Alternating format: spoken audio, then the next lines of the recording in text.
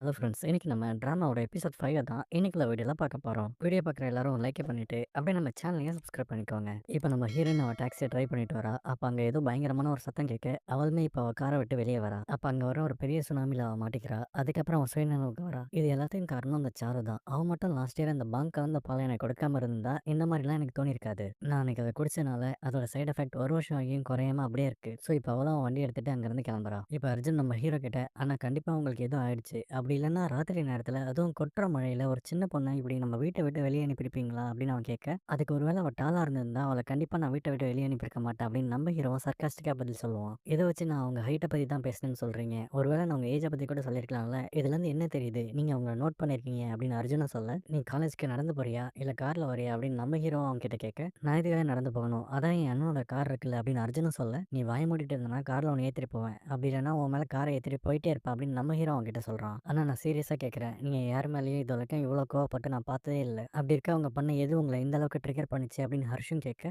என் வீட்டுக்கு வந்து யாரும் என் அம்மா கிட்ட அப்படி பேசக்கூடாதுன்னு நம்ம ஹீரோவும் சொல்றான். அதுக்கு அவங்கள அவங்களோட வீட்டுக்கு கூட்டிட்டு போய் அப்படி பேசலாமான்னு அர்ஜுனும் கேட்க, அதுக்கு யார்றா நீ? எப்படி இந்த மாதிரிலாம் யோசிக்கிற? அப்படின்னு நம்ம ஹீரோவும் ஹர்ஷும் அவன பார்ப்பாங்க. டு பி ஃபேர் பெரியம்மாவும் இன்னும் உங்ககிட்ட ஸ்வீட்டா நடந்துக்கல அப்படின்னு அர்ஜுனும் சொல்ல, ஆனா அம்மா பேசினதுல எதுவும் தப்பு இல்லாத மாதிரி நம்ம ஹீரோ அவங்க கிட்ட சொல்லுவான். ஹர்ஷனா, இந்த நேஷனோட சன்ஸ் கிட்ட என்ன ப்ராப்ளம் தெரியுமா? அவங்களால எல்லாத்தையும் பார்க்க முடியும். அவங்க அம்மா பண்ண மிஸ்டேக்க தவிர. ஏன்னா அம்மாங்கிறவங்க எப்பவும் தப்பு பண்ண மாட்டாங்க. அவங்க எது பண்ணாலும் அது சரியா தான் இருக்கும் அப்படிங்கிற மாரி நம்ம ஹீரோ அவங்க கிட்ட சொல்லுவான். விஹானம்னா, நீங்க இப்படி அம்மா பையனா இருக்கிறதுனால தான் இன்னமும் சிங்கிளா இருக்கீங்க. இப்படி இருந்தீங்கன்னா எந்த பொண்ணு தான் உங்கள லவ் பண்ணும் அப்படிங்கிற மாரி அர்ஜுன் அவங்க கிட்ட கேட்க, என்னை யாரும் லவ் பண்ண வேணாம். அப்புறம் நானும் யாரையும் லவ் பண்ண போறதில்ல அப்படிங்கிற மாரி நம்ம ஹீரோவும் சொல்லுவான். ஏன் இப்படிலாம் பேசிட்டு இருக்கீங்க? உங்களுக்கு லவ் மேல நம்பிக்கை இல்லையா? அப்படின்னு ஹர்ஷும் கேட்க, அப்படிலாம் ஒண்ணும் இல்ல. எனக்கு லவ் மேல நம்பிக்கை இருக்கு. ஆனா அந்த லவ்க்கு தான் என் மேல நம்பிக்கை வரக்கூடாதுன்னு நினைக்கிறேன். ஏன்னா அத கண்டிப்பா நான் உடைச்சிருவேன். லவ் பண்றதுக்கு லக் இருக்கணும். ஆனா அந்த லக்குங்கிற ஒண்ணு என்கிட்ட இல்ல. என்னோட டெஸ்டினில லவ்வுக்கு பதிலா வெறும் பெயின் மட்டும் தான் இருக்கு அப்படிங்கிற மாரி நம்ம ஹீரோ ஃபீல் பண்ணி பேசிட்டு இருப்பான். ஐ நோ கேர்ள்ஸ் அவங்களால தான் நம்மளோட டெஸ்டினில இந்த பெயினை ஆட் பண்ண முடியும் அப்படின்னு அர்ஜுனும் சொல்ல, இங்க கொஞ்சம் வாயேன். எப்படி உன்னால இந்த மாதிரி ஒரு சீரியஸான சிச்சுவேஷன்ல கூட இப்படி ஸ்டூபிடா பேச முடியுது? அட இதுக்கெல்லாம் டேலண்ட் வேணும். நான் பிறக்கும் போதே டேலண்டோட பிறந்தேன் அப்படின்னு அர்ஜுனும் சொல்ல, நீ பேசினது போதும் முதல்ல வந்து வண்டியில ஏறு அப்படின்னு சொல்லி நம்ம ஹீரோ அர்ஜுனை கூட்டிட்டு அங்க இருந்து கிளம்ப, அப்ப அங்க இருக்க ஒரு மரத்தோட கிளையில அவங்க வீட்டு வேலைக்காரியோட டெட் பாடியும் தொங்கிட்டு இருக்கும். இப்ப நம்ம ஹீரோயின் கிச்சன்ல சமைச்சிட்டு இருப்பா. அப்ப அங்க நிறைய பேர்ட்ஸும் வரவே அவளுமே இப்ப அதுங்களுக்கு சாப்பாடு கொடுத்துக்கிட்டு ஜாலியா அதுங்களோட விளையாடிட்டு இருப்பா. அப்ப அங்க அவளோட தங்கச்சி சாருவும் வருவா. நான் சமைச்ச இந்த டிஷ் எப்படி இருக்குன்னு சொல்லு அப்படின்னு நம்ம ஹீரோயின் அவ தங்கச்சி கிட்ட சொல்ல, அவளுமே இப்ப அதை வாங்கி சாப்பிட்டு பார்த்துட்டு சகிக்கல, வாயிலே வைக்க முடியலங்கிற மாதிரி நம்ம ஹீரோயின் கிட்ட சொல்லுவா. இன்னும் விட அந்த பேர்ட்ஸே எவ்வளவு பரவாயில்ல தெரியுமா? அதுங்க நான் சமைச்சு கொடுத்ததை கம்ப்ளைண்ட் பண்ணாம அதுவும் மிச்சம் வைக்காம சாப்பிட்டுட்டு போயிடுச்சுங்க. அதுக்கு சாருவும் ஒருவேளை நீங்க சமைச்சு கொடுத்த இந்த டிஷ்ஷை சாப்பிட்டதுனால தான் அதுங்களால பேச முடியாம போயிடுச்சா என்னவோ அப்படின்னு சொல்லி நம்ம ஹீரோயினை கிண்டல் பண்ணுவா. அப்ப அங்க நம்ம ஹீரோனோட சித்தியும் வராங்க. வாசனை ரொம்ப சூப்பரா இருக்கு அப்படின்னு சொல்லிட்டு நம்ம ஹீரோயின் சமைச்சதை எடுத்து வாயில வைக்க அதை அப்படியே கீழே துப்பிடுறாங்க. என்ன கன்றாவிடி இது? அப்படி என்னதான் இப்படி சமைச்சு தொலைச்சிருக்க? இப்படிலாம் நீ சமைச்சு என்ன ஒரேடியா போட்டுத்தலான்னு முடிவு பண்ணிட்டே என்ன? முதல்ல இது எல்லாத்தையும் எடுத்து வெளில கொட்டு அப்படின்னு சொல்லிட்டு அங்கிருந்து போறாங்க. நான் இன்னைக்கு காலேஜுக்கு போய் உனக்கான அட்மிஷன் ஃபார்ம் வாங்க போறேன். நீ பாரு என்னோட இந்த தங்கச்சியை நான் இருக்கிறதுலே ஒரு பெஸ்ட் காலேஜ்ல சேர்க்க போறேன் அப்படிங்கிற மாதிரி நம்ம ஹீரோயின் அவகிட்ட சொல்லிட்டு இருப்பா. ஆனா அக்கா கண்டிப்பா அம்மா எனக்கு காலேஜ் ஃபீஸ்லாம் கட்ட மாட்டாங்க அப்படின்னு சாருவும் சொல்லுவா.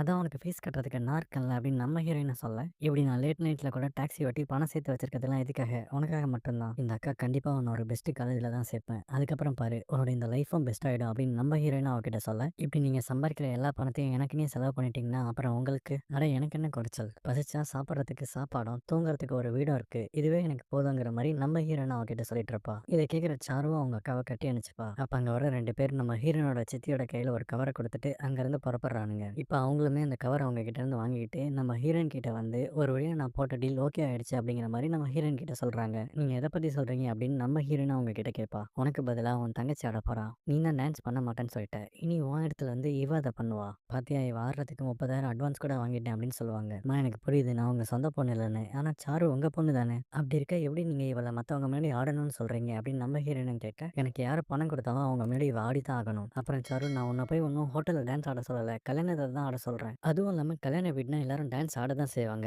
இதுல அப்படி என்ன தப்பு இருக்கு? அம்மா இதுக்காக இப்படி எல்லாம் பண்றீங்கிற மாதிரி நம்ம ஹீரோயின் சொல்ல, சாரு இன்னைக்கு கண்டிப்பா டான்ஸ் ஆட தான் போறா. அவ என்னோட பொண்ணு. அவளை எப்படி வளர்க்கணும் வளர்க்கக்கூடாதுங்கிறத ஒரு அனாதை நீ எனக்கு சொல்லிக் கொடுக்குறியா? சரிதான் போடி அப்படின்னு சொல்லிட்டு அங்கிருந்து போறாங்க. அவங்க சொன்னதை நினைச்சு நீ ஒன்றும் ஃபீல் பண்ணாத சாரு. நான் இன்னைக்கு கண்டிப்பா காலேஜுக்கு போக தான் போறேன். என்னதான் என்னோட டெஸ்டினில அந்த கடவுள் வெறும் பெயினை மட்டும் எழுதியிருந்தாலும் நான் கண்டிப்பா உன்னோட டெஸ்டினில டிகிரிங்கிற ஒண்ணு எழுத தான் போறேன் அப்படிங்கிற மாதிரி நம்ம ஹீரோயின் அவன் தங்கச்சி கிட்ட சொல்லிட்டு இருப்பா. இப்போ நம்ம ஹீரோ காட்டுறாங்க. அவன் அர்ஜுனை டிராப் பண்ணிட்டு அவன் கிளாஸ்ல இருக்க ஸ்டூடெண்ட்ஸ்க்குலாம் பாடம் சொல்லி கொடுத்துட்டு இருப்பான். அப்ப அந்த கிளாஸ்ல இருக்க பொண்ணுங்கெல்லாம் அவனை சைடு அடிச்சுக்கிட்டு ஐ லவ் யூ அப்படின்னு எழுதி இன்டெரக்டா அவனை ப்ரப்போஸ் பண்ணிட்டு இருப்பாங்க. இது எல்லாத்தையும் நம்ம ஹீரோவும் இக்னோர் பண்ணிட்டு டீச் பண்ணிட்டு இருப்பான். கட் பண்ணா இப்ப நம்ம ஹீரோயினும் அந்த காலேஜுக்கு வரா. அவ ரிசப்ஷன்ல இருக்க அந்த பொண்ணுகிட்ட போய் எனக்கு ஒரு அட்மிஷன் ஃபார்ம் வேணும் கொடுங்க அப்படின்னு கேட்க, இந்தாங்க ரூ. 2500 கொடுங்க அப்படின்னு அந்த பொண்ணு சொல்ல, என்னது அவ்வளோதானா? இந்த காலேஜ பார்த்துட்டு என்னடா பெருசா இருக்கே அப்படின்னு நினைச்சேன். ஆனா பரவாயில்லையே அப்படிங்கிற மாரி நம்ம ஹீரோயினும் சொல்ல, ஆக்சுவலி ஃபீஸ் இங்க கொஞ்சம் அதிகம் தான். அட்மிஷன் ஃபார்ம் தான் ரூ. 2500 1 இயர்க்கான செமஸ்டர் ஃபீஸ் 2,00,000 ஆகும் அப்படின்னு அவளும் சொல்ல, என்னது 2,00,000 அவ்வளோ பணம் மட்டும் என்கிட்ட இருந்தா, இந்நேரத்துக்கு அத வச்சு ஒரு செகண்ட் ஹேண்ட் காரே வாங்கியிருந்திருப்பேன். அப்புறம் அத வச்சு மாசத்துக்கு 2000லேருந்து 3000 சம்பாரிச்சிருப்பேன். இப்ப அப்படியே நம்ம ஹீரோ கிளாஸ் எடுத்துட்டு இருக்கறத காட்டுறாங்க.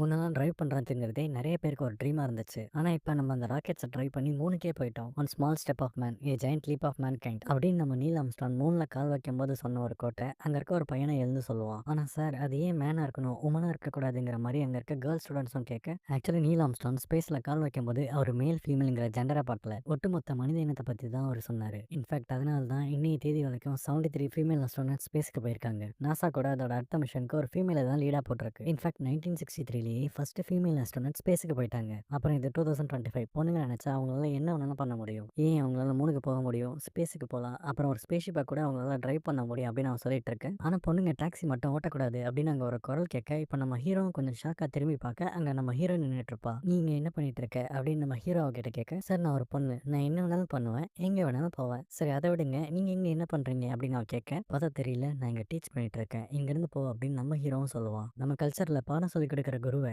கடவுளோட உயர்ந்தவர்னு சொல்லியிருக்காங்க. அப்படி இருக்க உங்கள மாதிரி ஒருத்தரை புனிதமான இந்த குருவோட ஸ்தானத்துல பாக்குறத என்னால ஏத்துக்க முடியல. உங்களோட ஃபீமேல் ஸ்டூடெண்ட்ஸ்க்கு பொண்ணுங்களை பத்தின உங்க தாட்ஸ் பத்தி தெரியுமா? அப்படி அவங்களுக்கு தெரியலனாலும் பரவாயில்ல, அதான் நான் வந்துட்டேன்ல, நான் உங்களுக்கு சொல்லி கொடுக்குறேன். இங்க இருக்க உங்களோட இந்த சார் பொண்ணுங்க ராக்கெட் ஓட்டலாம், ஸ்பேஸுக்கு போகலாம் அப்படின்லாம் சொல்லுவாரு. ஆனா அவரோட வீட்டுல பொண்ணுங்களை ஒரு டாக்ஸி கூட ஓட்டக்கூடாதுன்னு சொல்லுவாங்க. அதே மாதிரி ஒரு பொண்ணு அவ குடும்ப கஷ்டத்துக்காக அந்த டாக்ஸியை ஓட்டினா அவரோட கேரக்டரை பத்தி தப்பா சொல்லுவாரு. உண்மை என்னன்னா இங்க உங்க எல்லாரும் முன்னாடியும் உமன் இண்டிபெண்டா பத்தி ஸ்பீச் கொடுக்குற இவரு நிஜத்துல ஒரு இண்டிபெண்டான உமனை டாலரேட் பண்ணிக்க முடியாதவரு. இப்படி பார்க்க அழகா இருக்கிறதுனாலையும் நீட்டா ட்ரெஸ் பண்ணிக்கிறதாலையும் மட்டும் இவரை நீங்க நம்பிடாதீங்க. ஏன்னா இவருக்குள்ள கேவலமான ஒரு முகமும் ஒளிஞ்சிட்டு இருக்கு. ஷார்ட்டா சொல்ல போனா இவர் ஒரு எம்சிபி, அதாவது மேல் சாவனிஸ்டிக் பிக்னு சொல்ல முடியாதுல்ல. ஆக்சுவலா பிக்ஸ்லாம் ரொம்ப கியூட். இவர் ஒரு மேல் சாவனிஸ்ட் ப்ரொஃபசர். நான் சொன்னதெல்லாம் சரிதானே அப்படின்னு அவனும் சொல்ல, அங்க இருக்க நம்ம ஹீரோட ஃபீமேல் ஸ்டூடெண்ட்ஸும் அவனை இப்ப தப்பா நினைக்கிறாங்க.